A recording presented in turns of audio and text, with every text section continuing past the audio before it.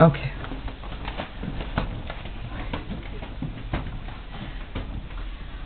Okay, let's begin by introducing yourself. We can start with you. My name is Bernd Werder. Okay. Maddie Patterson. Okay. My name is Doug Lauder. Okay. Debbie Malasanto. Okay. Samantha Berg. Okay. Great. Thanks for coming. Okay, there was this couple. They were having dinner together. And the husband looks at the wife and says, "I eros you." The wife looks to him and says, "Okay, well, I phileo you." And then they both look each other in the eyes, grab their hands together and says, "I agape you." Now, when we speak of, love and, that we have for one another, we typically don't say, "I eros you," "I phileo you," "I agape you." The most popular term used is, "I love you." So what I'm going to do today is explain to you what those three specific types of love are. And my name is Michelle Swanson, by the way. Sorry, I know I get points for that. But so we're going to talk about the three specific types of love.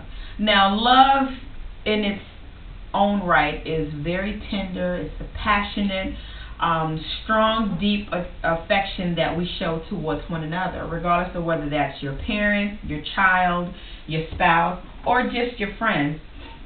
And when we express love towards one another, I want to give you a bit of a background about all three of them so that you'll know when you're communicating with that person, you'll exactly know what you're talking about.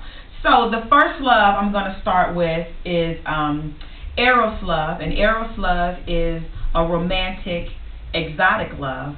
The second love I'll be discussing is phileo love, and that's a friendship love. And the third love I'll be discussing is called agape love, which is an unconditional love. I'm going to now begin with eros love because eros love is the type of love that I'm sure we all have noticed that it has impacted our lives and relationships that we have had. Eros love, as I've stated before, is a romantic love. It's an exotic love. Usually, eros love happens in the first stage of any relationship. And eros love is a sexual feeling, deep attraction, feeling of arousal that you have that happens between two people who are physically attracted to one another. And when you're physically attracted to one another, of course, you feel like you're falling in love with that person. So, and then when you fall in love with that person, you get to a point to where, okay, I think I might want to marry this person. And, eros love usually leads to marriage. Eros love is also the type of love that husbands and wives express towards one another. They become intimate, they display affection and they become sexually involved. And we know that sex should not be used as a manipulating tool, but at the same time, eros love should not be the foundation from which your relationship is built on. And when we speak about eros love, we know that eros love is a maturing love, so it's not the only thing in a relationship. And when you speak of eros love, it's also a selfish love because you're thinking about yourself and what you can get. So eros love, although we express eros love in a relationship, it still needs to be nourished with phileo love. And when we talk about phileo love, that's a friendship love. And when you're married to your spouse, you still look at your spouse as your friend. So when you talk about phileo love is a friendship love that is expressed to families, to friends, and we have to choose our friends wisely. Sometimes we go through things and our friends are going to be there with us and for us, but there's nothing like having your family there for you. For instance, like phileo love between a parent and a child. No matter what that child is faced with in life, that parent is always going to be there for that child. Phileo love is a reciprocal love. It's it's a give and take. You give me what I want, I'll give you what I want. And Phileo love is just that. It's just a friendship love, and you can carry that in whatever relationship.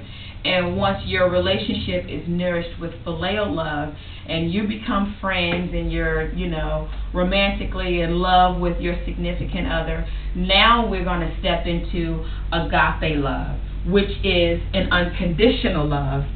Unconditional love says, no matter what we go through, no matter what we face, I'm going to love you anyway. Agape love is freely given. It expects nothing in return. It's an unselfish love without any sexual implications. Agape love is focused on pleasing someone else and taking the focus off of you. This is also the type of love that Christ has shown for mankind, simply because it is a sacrificial love. Now that we've discussed what these three specific types of love are, let's review. We first talked about eros love, which is a romantic, exotic love. We talked about phileo love, which is a friendship love. And we talked about agape love, which is an unconditional love. Today we've learned that love can be expressed in three different ways. When you hear back now at the beginning of my topic, we talked about I eros you, I phileo you, and I agape you.